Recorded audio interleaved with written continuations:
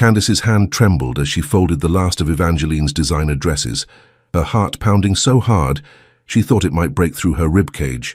The envelope in her apron pocket felt like it weighed 1,000 pounds.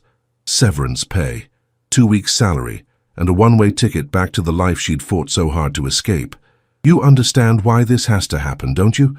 Evangeline's voice dripped with false sweetness as she examined her manicured nails. It's nothing personal, Candace. It's just that Alessio and I are starting our life together and we need staff who better represent our image. The words hit like a slap. Candace had heard them before, in 100 different ways throughout her 28 years, but this time something inside her refused to stay quiet. She turned, meeting Evangeline's cold blue eyes directly. You mean you need staff who don't make you look bad by comparison? Candace said quietly. Staff who won't remind your guests that you're marrying a man who values loyalty over appearance. Evangeline's face flushed crimson. How dare you? The bedroom door opened. Alessio Marino stood in the doorway, his 6'3" frame filling the space completely. The afternoon light caught the sharp angles of his face, the dangerous beauty that made grown men look away. His dark eyes moved from his fiancée to Candace, and the temperature in the room seemed to drop 10 degrees. What's happening here? His voice was quiet, deceptively calm. Candace had worked in his penthouse for 6 months, and she'd learned that Alessio Marino was never more dangerous than when he spoke softly. If you want to discover how this confrontation unfolded and what happened when the Mafia boss learned the truth his fiancée had been hiding, subscribe to the channel and leave a comment about where you're watching from. Every view helps bring more stories like this one to life. 3 days earlier, Candace had arrived at the Marino penthouse at exactly 6:47 a.m., just as she had every weekday for the past 6 months. The building's doorman, Marcus, had given her his usual warm smile. Morning, Miss Ellis. Mr. Marino's already in his office. Coffee's probably cold by now. She'd smiled back, grateful for the small kindness. Marcus was one of the few people in the building who treated her like a human being instead of invisible help. The penthouse occupied the entire top floor of the Manhattan high-rise, with floor-to-ceiling windows offering a view of Central Park that probably cost more than Candace would earn in a lifetime. She'd grown up in the Bronx, in a 2-bedroom apartment that housed 6 people. Her mother had cleaned houses. Her grandmother had cleaned houses. The irony wasn't lost on her, but this job paid 3 times what she'd made at the hotel, and it came with something priceless: stability, health insurance, a chance to save money, a chance to prove that she was more than the neighborhood had expected her to be. She'd started in the kitchen, preparing Alessio's breakfast the way he preferred it. Black coffee, strong enough to strip paint. Eggs, over easy. Whole wheat toast, no butter. She'd learned his routines quickly, learned to anticipate his needs before he voiced them. That was when Evangeline Pierce had swept into the kitchen, wearing a silk robe that cost more than Candace's car. "Oh," Evangeline had said, her nose wrinkling slightly. "You're here early." Candace had nodded politely. "Good morning, Miss Pierce. Can I get you something?" Green tea, organic." Evangeline had examined her perfectly manicured nails. "And Candace, in the future, could you use the service entrance? Alessio's associates sometimes arrive early, and it's better if they don't see the help using the main elevator." Something cold had settled in Candace's stomach, but she'd only nodded. She needed this job. She needed it desperately. Over the next 3 days, things had escalated. Small comments about Candace's hair, her clothes, the way she spoke. Evangeline had a gift for making every word sound like concern, while cutting like a knife. "You know, Candace, have you considered straightening your hair? It would look so much more professional. That accent is charming, really, but perhaps you could work on it for when we have important guests. Alessio's so generous, hiring from disadvantaged backgrounds. It speaks to his character, doesn't it?" Candace had endured it all in silence. She'd survived worse. She could survive this.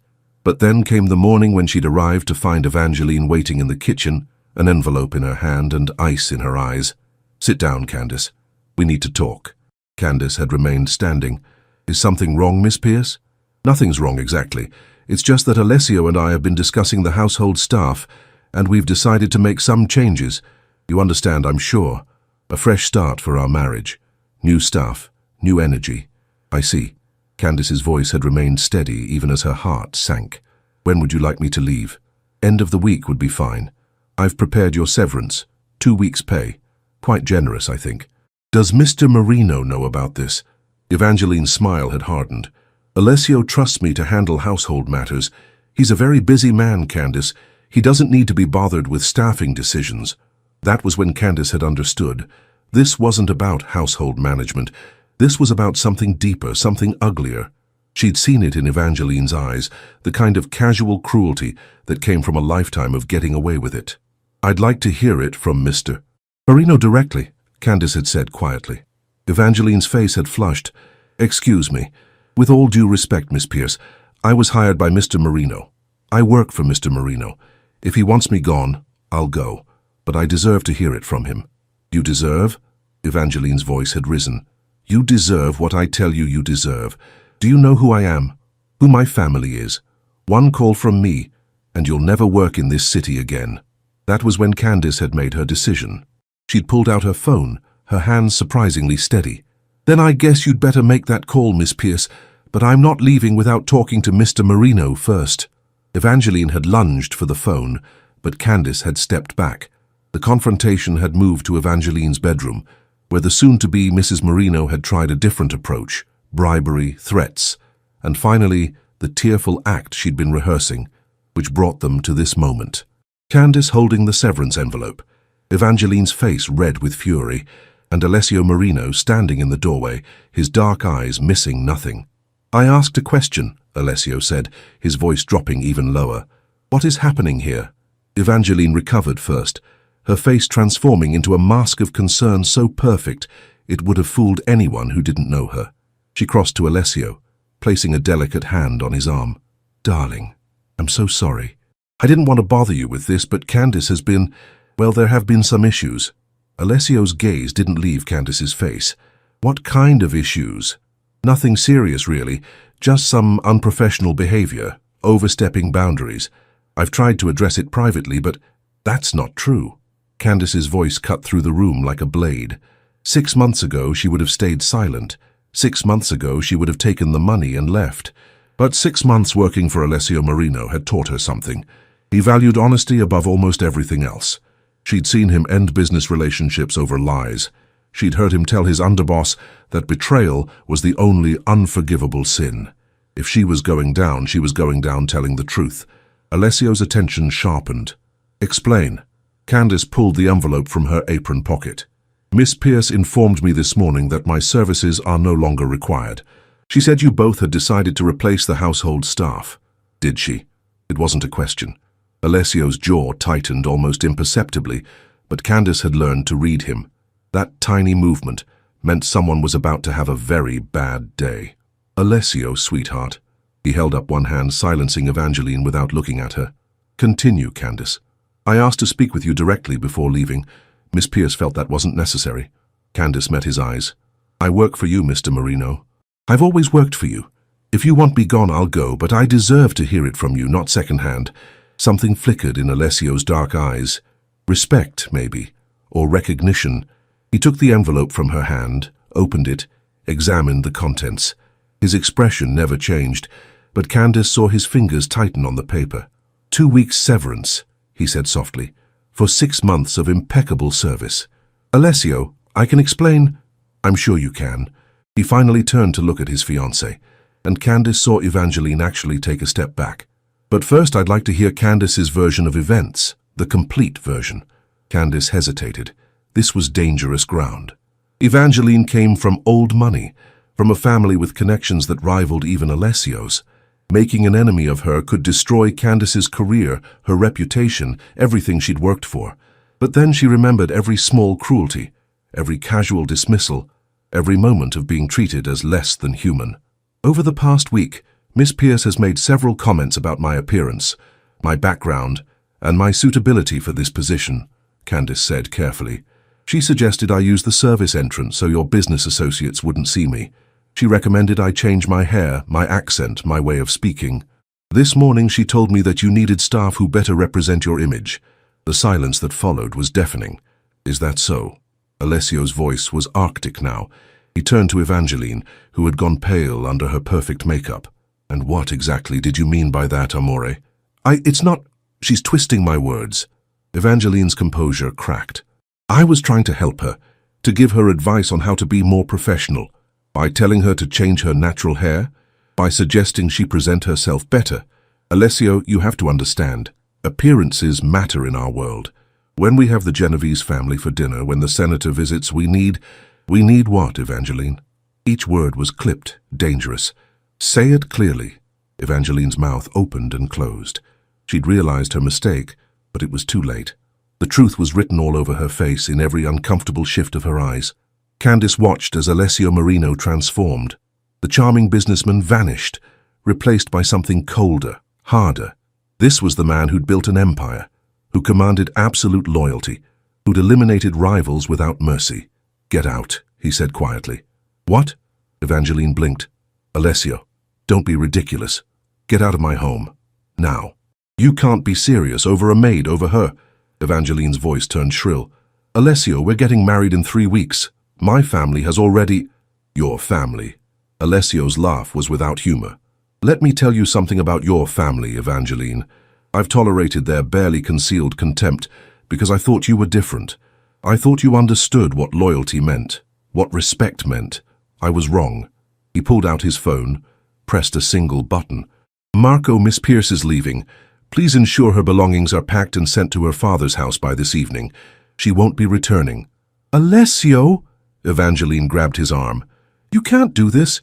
Do you know what this will mean? The scandal? My father will... Your father will do nothing. Alessio removed her hand carefully, as if it was something distasteful. Because your father needs me far more than I need him.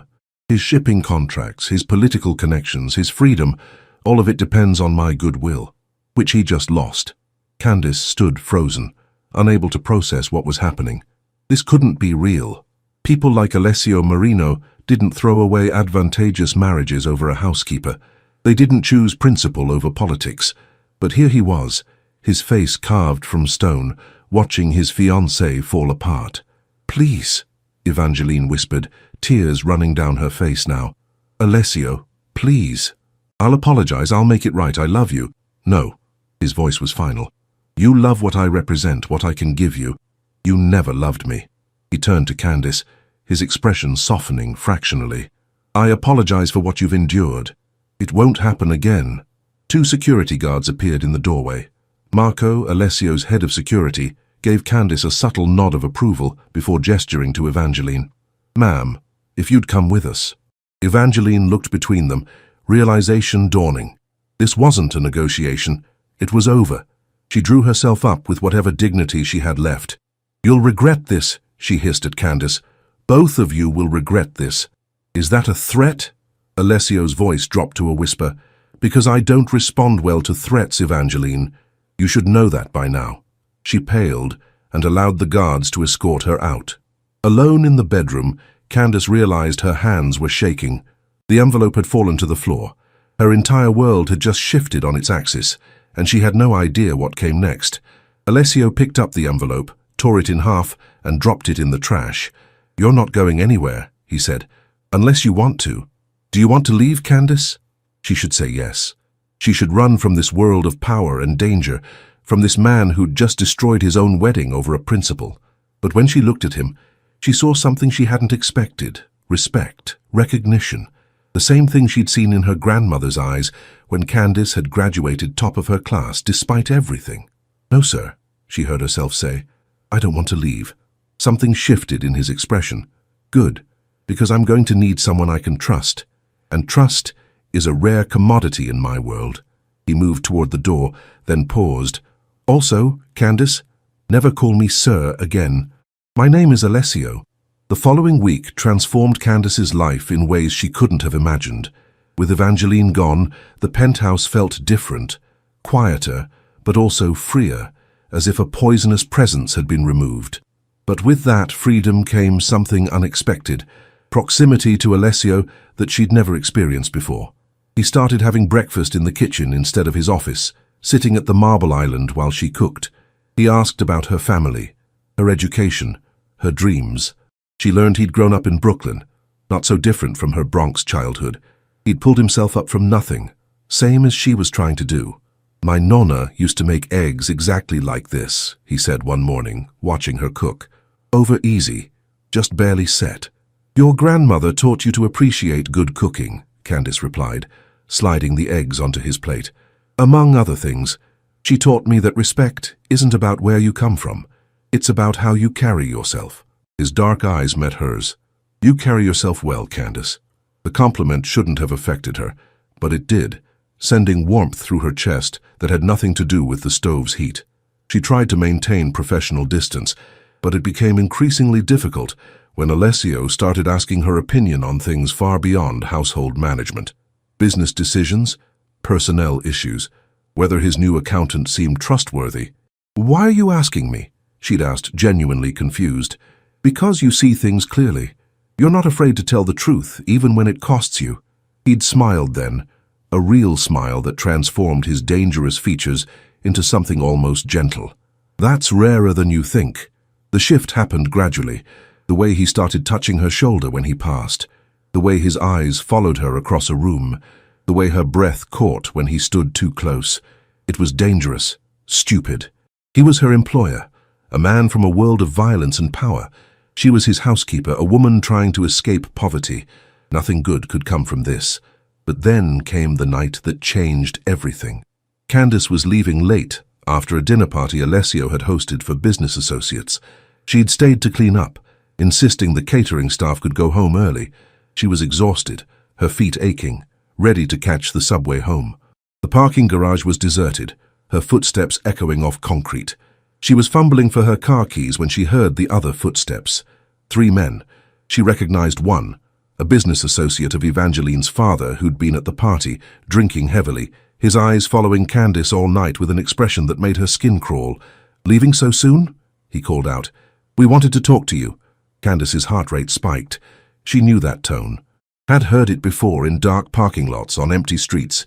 Nothing good ever followed. "I don't have anything to say to you," she said, keeping her voice steady as she unlocked her car door. "Oh, but we have something to say to you."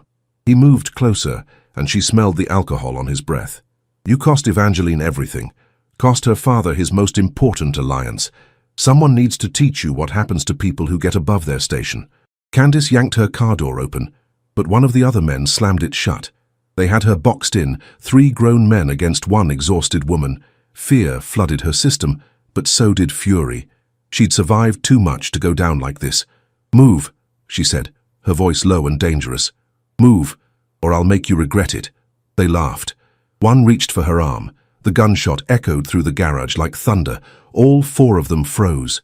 Candace's eyes flew up to see Alessio standing 30 feet away, his weapon pointed at the ceiling, his face absolutely murderous. "Gentlemen," he said, his voice carrying across the space with deadly calm, "I believe the lady asked you to move." The men stumbled backward, hands raised. "Mr. Marino, you didn't mean to assault my employee in my building?" Alessio walked forward, each step measured, controlled. "You didn't mean to threaten a woman under my protection? We were just talking." Alessio's gun lowered to point at the speaker's chest. "Does it look like she wanted to talk to you?" Silence. "I asked you a question." "No, sir," the man whispered. "No." Alessio's eyes were black ice. "Marco." His security chief appeared from the shadows with 4 more guards. "Yes, boss. These men are leaving. They're never coming back to any property I own. If they're seen within 100 yards of Miss Ellis, they'll disappear. Understood?" "Understood." The men were hauled away. Candace stood frozen against her car, adrenaline still coursing through her veins. Her hands were shaking so hard she couldn't have driven if she'd wanted to. Alessio holstered his weapon and approached slowly, like she was a wild animal that might bolt. "Candace, are you hurt?" She shook her head, not trusting her voice. "Candace, look at me." She did. And something in his face, concern, fury, something almost like fear, broke through her shock. "I'm okay," she managed. "I'm okay." "You're not okay. You're shaking." He reached out carefully, giving her time to pull away. When she didn't, his hands settled on her shoulders, warm and steady. "You're safe now, I promise you're safe." The tears came without warning. 6 months of stress and fear and exhaustion finally breaking through. She hated crying in front of him, hated showing weakness. But his hands tightened on her shoulders, pulling her forward until her forehead rested against his chest. "Let it out," he murmured. "It's okay. Let it out." She did, and he held her, one hand moving to stroke her hair, murmuring in Italian, soft words she didn't understand, but that somehow comforted her anyway. When the storm passed, she pulled back, embarrassed. "I'm sorry. That was human," he finished. "That was human, Candice. You don't have to apologize for being human." She looked up at him. Really looked. His face was so close, his dark eyes intense, his hand still cradling the back of her head. The air between them felt electric. "I can't drive you home like this," he said quietly. "You're staying here tonight. Guest room, no arguments." "Alessio, please." The single word held a weight she'd never heard from him. "Please let me keep you safe." She nodded. They rode the elevator up in silence, but it wasn't uncomfortable. His hand stayed on the small of her back, a point of warmth and connection. In the penthouse, he led her to the guest suite, showed her where everything was. "If you need anything, I'm right down the hall," he said at the door. "Thank you for everything." He smiled, but it didn't reach his eyes. "Those men will never bother you again. I promise you that." The way he said it sent a chill down her spine. She understood then what he wasn't saying. Those men were dead. Maybe not tonight, maybe not tomorrow, but their fate was sealed. She should be horrified, she should run, but all she felt was protected. "Alessio," she called as he turned to leave. "Yes. Why did you really break up with Evangeline? Was it really about me?" He was quiet for a long moment. Then, "It was about what her treatment of you revealed, about what it told me about who she really was. But Candice," he met her eyes. "If I'm being honest, it was also about the fact that I couldn't stop thinking about you, that every time she walked into a room, I wished it was you instead. That's not the kind of thing you build a marriage on." He left before she could respond, but she stood in the doorway for a long time after, her heart pounding, his words echoing in her mind. This was dangerous territory, but God help her, she was already lost. Morning came with weak sunlight filtering through unfamiliar windows. For a moment, Candice forgot where she was. Then memory returned. The garage, the men, Alessio's confession. She found him in the kitchen, cooking. The sight was so unexpected that she stopped in the doorway. "You cook?" He looked up, and the smile that crossed his face was genuine, warm. "Nonna would haunt me if I couldn't. Sit. You're not working today." "Alessio, I can't just—" "You can. You will." He slid a plate of perfectly made Italian eggs and sausage in front of her. "Eat. Then we need to talk." The food was incredible, but anxiety killed her appetite. When he sat across from her with his coffee, his expression was serious. "Last night proved something I've been avoiding," he said. "You're a target now. Evangeline's family won't forgive what happened. They'll see you as the cause of their humiliation, their lost alliance with me." Cold dread filled her stomach. "What are you saying?" "I'm saying you're not safe. Not in your apartment. Not driving alone. Not anywhere without protection." He set down his cup. "I have two options for you. One, I can relocate you. New city, new identity, enough money to start over completely. You'd be safe, but you'd have to leave everything behind." The thought of leaving her mother, her younger brother, her whole life made her feel sick. "An option two? You stay, but under my protection, which means living here, in the penthouse. It means security following you wherever you go. It means being tied to me in a way that will invite speculation, gossip, danger. Why would you do that? Why risk so much for your housekeeper?" His jaw tightened. "Don't do that. Don't diminish what you are to me." "And what am I to you, Alessio?" The question hung between them, heavy with meaning. He stood pacing to the window, his back to her. 6 months ago, I was engaged to a woman I didn't love, building an empire that felt empty. I told myself it was enough. That duty and power were enough." He turned, and the look in his eyes stole her breath. "Then you walked into my life, and suddenly I couldn't remember why I'd settled for so little." "Alessio, I'm not done." He crossed back to her, kneeling beside her chair so they were eye level. "You challenge me. You see through my bullshit. You're not impressed by the money or the power. You look at me like I'm just a man, and God, Candice, I haven't been just a man in so long I forgot what it felt like." Her heart was thundering now. "This is crazy. You're a mafia boss. I'm a housekeeper from the Bronx. This can't work. I know all the reasons it shouldn't work.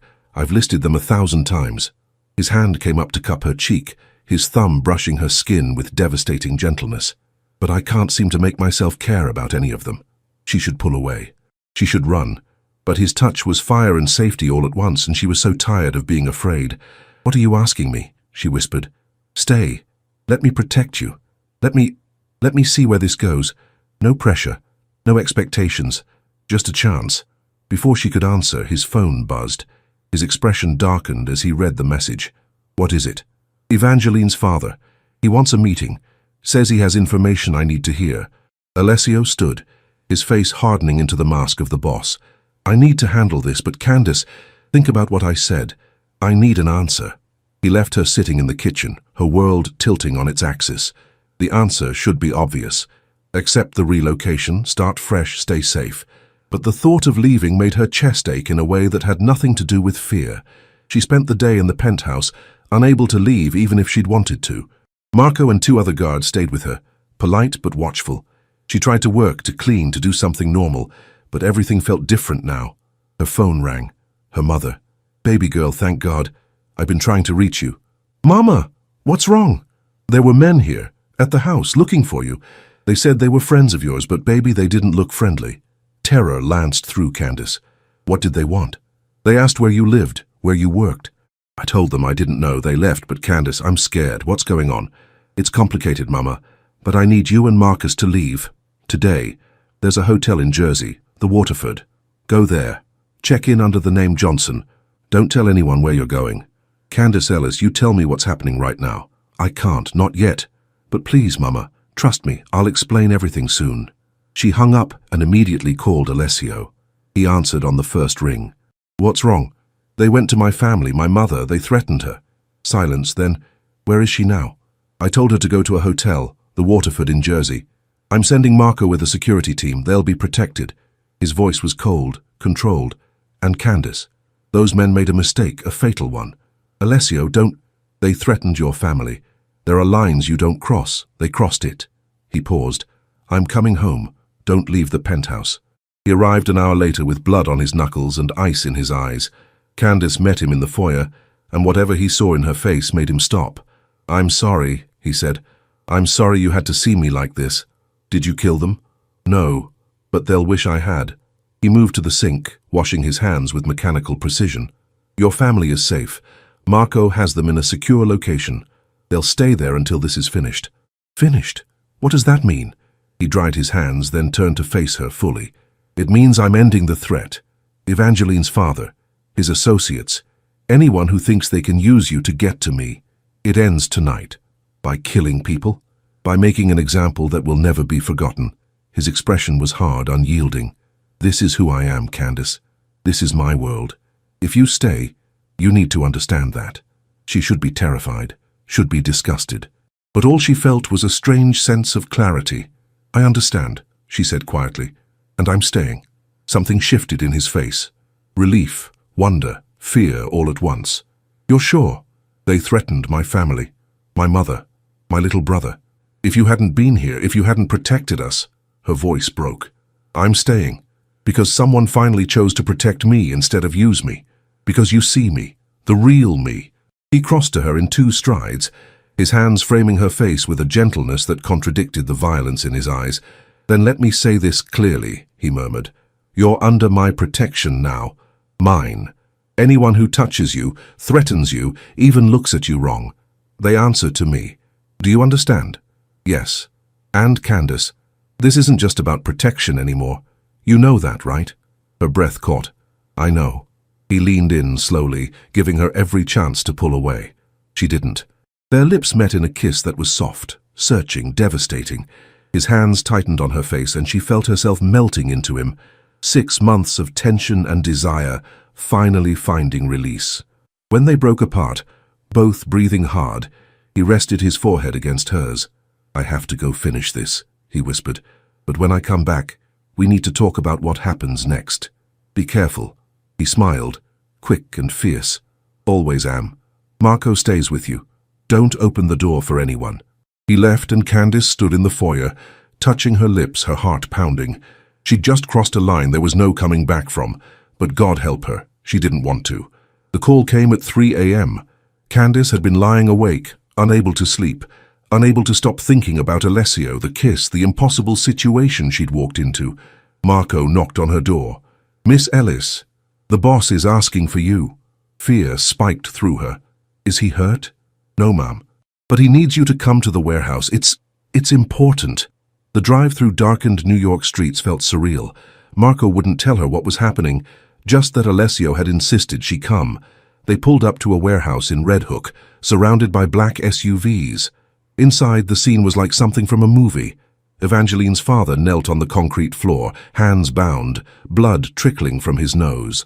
Around him stood a circle of Alessio's men, weapons visible, faces hard. And in the center of it all stood Alessio, immaculate despite the late hour, his expression carved from ice. He turned when she entered, something softening fractionally in his eyes. "You didn't have to come," he said quietly. "You asked for me. I came." She looked at the bound man, then back at Alessio. "What's happening?" "Justice." Alessio gestured to one of his men who pressed play on a phone. Evangeline's voice filled the warehouse, tinny but clear through the speakers.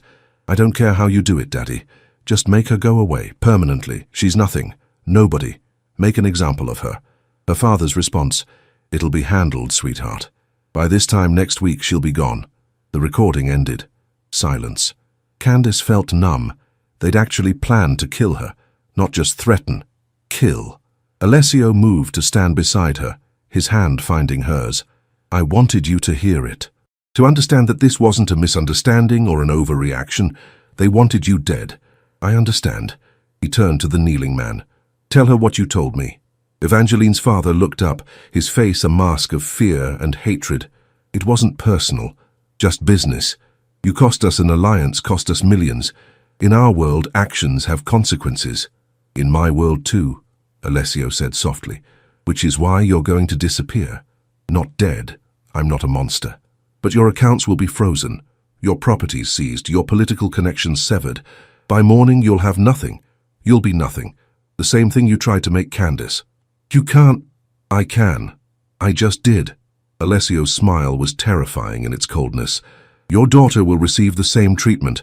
Every door that was open to you will slam shut.